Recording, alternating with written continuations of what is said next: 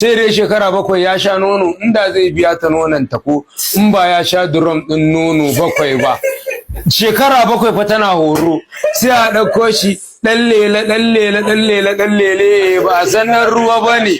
Da suka fara zargin shi, ka san Bahaushe yana da dabara, sai aka kawo idea na ce kun san 'yan ruwa na son ganda, sai aka ji yanda aka yi, sai aka ji dan Allah ai kes aka yi babban kes. Na ce a fara wani dabara, sai aka kulla sakata aka bar shi kadai, aka sa kyamara. Cikin dare kawai sai ya tashi tsofe da gemun shi ya cinye wannan kwallon gandar. Muka ce mun samu hujja na ɗaya.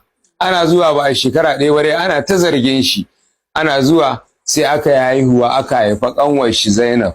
Ran sunan kanwa an yi rago birin ana munna, shi na farko ba lafiya, na biyu mai lafiya, aka yi raguna 2.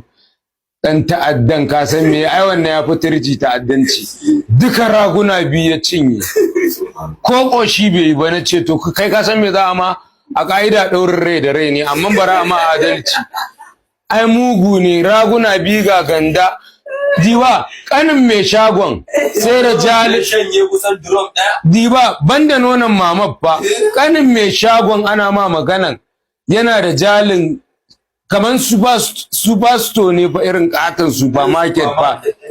Diba Timpik na 700, Timpik kantanin biya girgida mu dinnan da su Bahari ya sha ta kai katan 8. Na ce to kai punishment ɗinka ka gaya mana gaskiya yake. Ai da aka kai shi bakin riba Kaduna, na ce a mai bulala 100, ana yin ta 3. Sanye totsan sai da ya magana ya ce na sha banza, ma'ana nonon nan da fake da wahala kawai ya jira ruwa. Wai mamar za ta yi hawaye, na ce wani hawaye ke kina ganin shi a ya tashi a Iliya ko a waye, kila a duniya aljanu sunan shi Tukur.